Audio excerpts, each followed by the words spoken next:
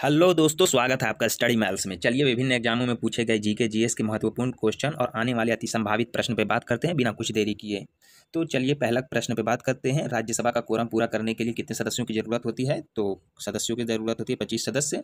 तो कोरम क्या होता है दोस्तों? तो सदन को संचालित करने के लिए मिनिमम सदस्यों की संख्या, जो कि राज्यसभा में कुल 250 सदस्य है, उसका 1/10 होता है। तो 250 का 1/10 आप कीजिएगा तो 25 आएगा। कौन सा आर्टिकल में दिया हुआ है दोस्तों? तो आर्टिकल 100 में इसका जिक्र है। और लोकसभा की बात करें तो वो भी होगा, कुल सदस्य संख्या लोकसभा में 550 है, 550 का 1/10 कीजिएगा तो 55 होगा। तो अगर राज्यसभा का पूछे तो 25 और लोकसभा का पूछे तो 55। चलिए नेक्स्ट क्वेश्चन पे बात करते हैं। यूरोप का सबसे व्यस्तम बंदरगाह कौन सा है? तो यूरोप का सबसे व्यस्तम बंदरगाह रॉटरडम है, जो कि कहाँ है दोस्तों? नीदरलैंड में। कहाँ है? नीदरलैंड में। साउथहैम्पटन बंदरगाह पे बात करें तो साउथहैम्पटन यूके में है। चाबहार बंदरगाह ईरान में है। इस बंदरगाह को भारत द्वारा विकसित किया जा रहा है, ईरान का। और एंटवर्प बंदरगाह पे बात करें, एंटवर्प बंदरगाह बेल्जियम में है। कहाँ है दोस्तों? एंटवर्प बंदरगाह बेल्जियम में। नेक्स्ट क्वेश्चन पे बात करते हैं।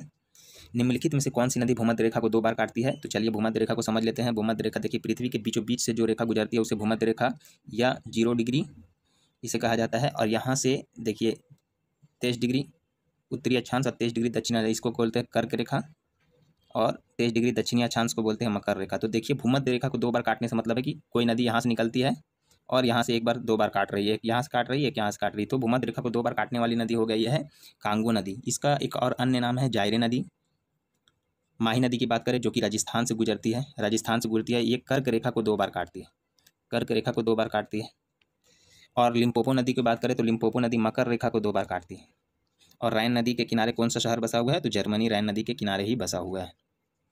नेक्स्ट क्वेश्चन पे बात करें दोस्तों, अल हिलाल नामक समाचार पत्र किसने निकाला? तो अल हिलाल नामक समाचार पत्र मौलाना अबुल कलाम आज़ाद। और अल बिलाल भी पूछे तो मौलाना अबुल कलाम आज़ाद ने ही निकाला था। मोहम्मद अली जिन्ना का बात करें, इसका 2 पुस्तक है, कॉमरेड प्लस हमदर्द, ये मोहम्मद अली जिन्ना द्वारा निकाला गया है। मोहम्मद अली और शौकत अली की बात करें तो खिलाफत आंदोलन के मुख्य नेता थे, यही दोनों भाई ने लीड किए थे खिलाफत आंदोलन को। और महात्मा गांधी की पुस्तक की बात करें तो इंडियन ओपिनियन हो गया, यंग इंडिया, ये सब महात्मा गांधी की विभिन्न किताबें। चलिए नेक्स्ट क्वेश्चन पे बात करते हैं। निम्नलिखित में से कौन सी पत्रिका महात्मा गांधी द्वारा दक्षिण अफ्रीका से प्रारंभ किया गया? ये भी इंपॉर्टेंट क्वेश्चन और बिहार दरोगा में ये क्वेश्चन पूछ चुका है। इंडियन ओपिनियन इसका राइट आंसर होगा। देखिए इसको याद करने का एक ट्रिक है कि महात्मा गांधी कौन सी पत्रिका जो दक्षिण अफ्रीका से निकाला, तो दक्षिण अफ्रीका में रह के महात्मा गांधी इंडिया के बारे में क्या सोच रहे थे, मतलब इंडियन का क्या ओपिनियन था, तो ऐसे आप याद कर सकते हैं। यंग इंडिया भी महात्मा गांधी द्वारा निकाला गया है। My experiment with truth Mahatma Gandhi की ऑटोबायोग्राफी है, मतलब खुद से लिखा गया है। और कॉमरेड बताए थे, कॉमरेड और हमदर्द का बात करें तो ये मोहम्मद अली जिन्ना द्वारा निकाला गया है। चलिए नेक्स्ट क्वेश्चन पे बात करते हैं दोस्तों। निम्नलिखित में से कौन सा घास का मैदान उष्णकटिबंधीय है? तो देखिए ये इसको भी समझ लेते हैं। यहाँ से देखिए ये हो गया है विषुवत रेखा, और यहाँ से 30 डिग्री उत्तरी अक्षांश और 30 डिग्री दक्षिणी अक्षांश के मध्य जो घास का मैदान पाया जाएगा उसे विषुवतीय घास का मैदान या उष्णकटिबंधीय घास का मैदान कहते हैं। तो देखिए प्रेरीज की बात करें तो प्रेरीज देखिए उत्तरी अमेरिका में और खास करके यूएसए एरिया में पाया जाता है, जो कि शीतोष्णकटिबंधीय घास का मैदान है। तो ये आंसर नहीं होगा। स्टेपीज की बात करें, ये मध्य एशिया में यहाँ पे पाया जाता है, ये भी शीतोष्णकटिबंधीय घास का मैदान है। लेकिन सिलवास की बात करें तो सिलवास यहाँ पे ब्राज़ील में पाया जाता है। सिलवास कहाँ पाया जाता है? ब्राज़ील में। और ये उष्णकटिबंधीय घास का मैदान होगा, इसका राइट आंसर सिलवास हो जाएगा। और बुग्याल की बात करें तो बुग्याल हो जाएगा उत्तराखंड में। इसको याद करने का ट्रिक है, उष्णकटिबंधीय घास का मैदान को याद करने का ट्रिक है पासेस कैला। आप ऐसे याद कर सकते हैं, पासेस कैला। पास हो गया पामस्टन, शेष हो गया सेलवास, सास हो गया सवाना, काइस हो गया कैंपोस, लास हो गया लानोस। तो पासेस कैला, पामस्टन, सेलवास, सास हो गया सवाना, कास हो गया कैंपोस, लास हो गया लानोस। तो ये उष्णकटिबंधीय घास का मैदान है। बाकी जो अन्य घास का मैदान है वो शीतोष्णकटिबंधीय घास का मैदान है। चलिए नेक्स्ट क्वेश्चन पे बात करते हैं। धर्मत का युद्ध किस वर्ष लड़ा गया? तो धर्मत का युद्ध वर्ष 1658 में लड़ा गया। या औरंगजेब प्लस दारा शिकोह के मध्य लड़ा गया एक महत्वपूर्ण निर्णायक युद्ध था। 1707 में जानवे करते हैं औरंगजेब का मृत्यु हो गया था। और 1556 में पानीपत का द्वितीय युद्ध हो गया था। और 1658 में 4 महत्वपूर्ण युद्ध लड़े गए थे, जो कि बार बार इसको सजाने के लिए पूछता क्रोनोलॉजिकल ऑर्डर में। तो इसको भी याद करने का एक ट्रिक है, बहादुर धसा दे, बहादुर धसा दे, धसा दे, ये ट्रिक है। बास हो गया बहादुरपुर, धास हो गया धर्मत, सास हो गया सामूगढ़, देश हो गया देवराव। सब ये सब चारों युद्ध 1658 में लड़े गए थे। तो इसको सजाने के लिए पूछते तो आप ही इसको इस ट्रिक को याद कर सकते हैं। चलिए नेक्स्ट क्वेश्चन पे बात करते हैं। लंदन शहर निम्नलिखित में से कौन सी नदी पर बसा हुआ है? तो लंदन शहर का बात करें तो थेम्स नदी पर लंदन बसा हुआ है। देखिए रैन नदी के किनारे कौन सा शहर बसा हुआ है? हम बता चुके हैं, जर्मनी। हडसन नदी के किनारे कौन सा शहर बसा हुआ है? न्यूयॉर्क। और नील नदी जानवे करते हैं विश्व का सबसे लंबी नदी है, विश्व की सबसे लंबी नदी नील, और सबसे बड़ी पूछे तो अमेजॉन हो जाएगा दोस्तों, सबसे बड़ी पूछे तो अमेजॉन हो जाएगा, ना कि नील। चलिए नेक्स्ट क्वेश्चन पे बात करते हैं। स्वतंत्र भारत के प्रथम गवर्नर जनरल कौन थे? तो स्वतंत्र भारत के प्रथम गवर्नर जनरल लॉर्ड माउंटबेटन थे। स्वतंत्र भारत के, यहाँ पे एक और क्वेश्चन पूछेगा, स्वतंत्र भारत के प्रथम भारतीय गवर्नर जनरल पूछते, भारतीय यहाँ पे और लगा दें तो हो जाएगा सी राजगोपालाचारी।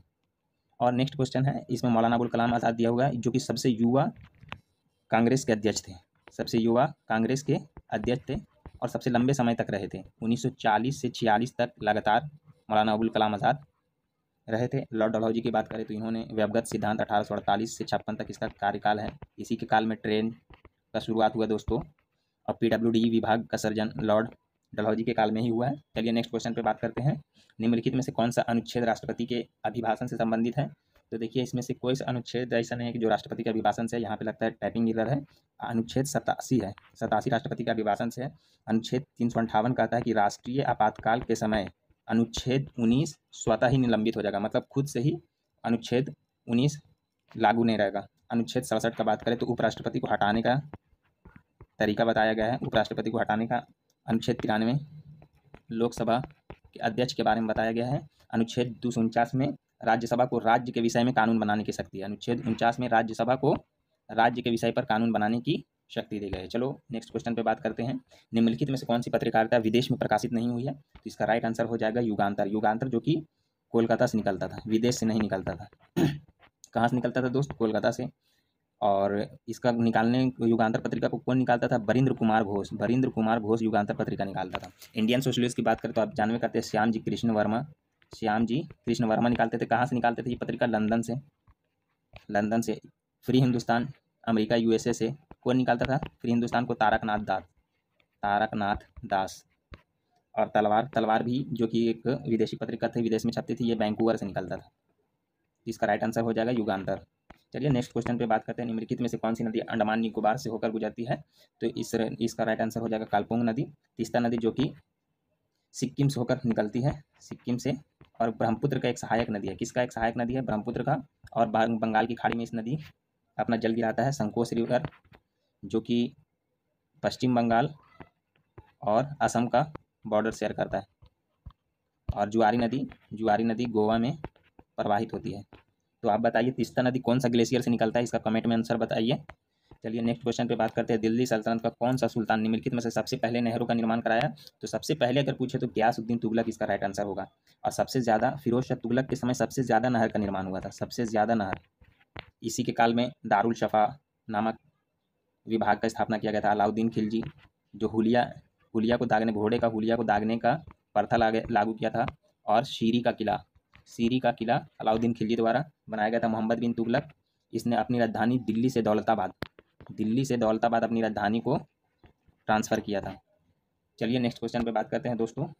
स्वेज नहर निम्नलिखित में से कौन से दो सागरों को जोड़ता है? तो स्वेज नगर भूमध्य सागर और लाल सागर को जोड़ता है। इसका याद करने का ट्रिक है भूला।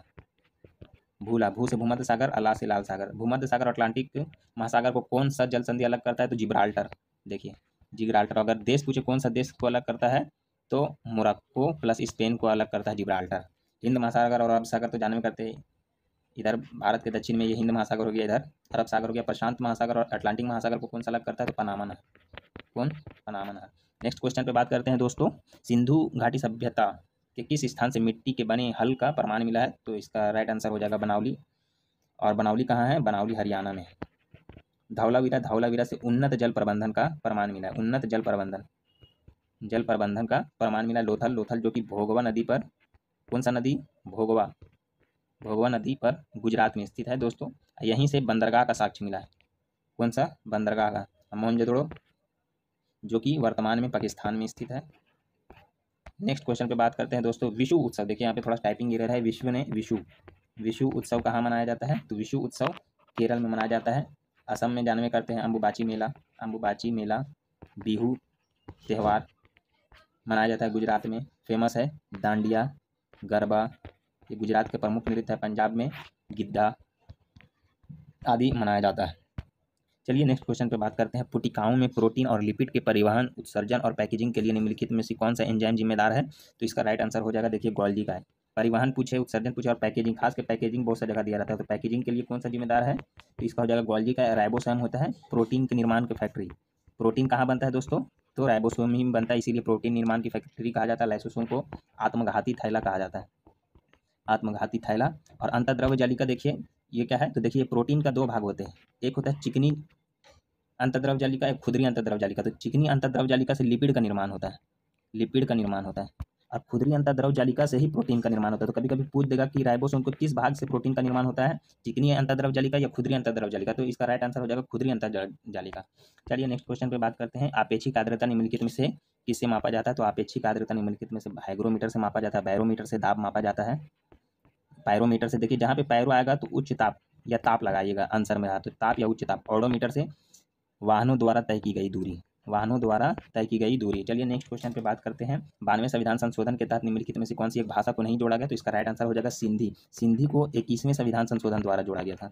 कब जोड़ा गया था, 1967 में। देखिए मूल संविधान में 14 भाषा थे, कुल 14 भाषा थे, और विभिन्न संविधान संशोधन के तहत 8 भाषा जोड़े गए हैं, जो कि वर्तमान में अब 22 भाषा है। तो पहला 21वें संविधान संशोधन के तहत सिंधी जोड़ा गया, फिर था 71वें संविधान संशोधन, 71वें संविधान संशोधन के तहत नेपाली, मणिपुरी और कोंकणी जोड़ा गया, और कोंकणी को जोड़ा गया। इसको याद करने का ट्रिक है, जो 71वें संविधान संशोधन के तहत जो जोड़ा गया था, इसको याद करने का ट्रिक है नमक, ना से नेपाली, माँ से मणिपुरी, का से कोंकणी।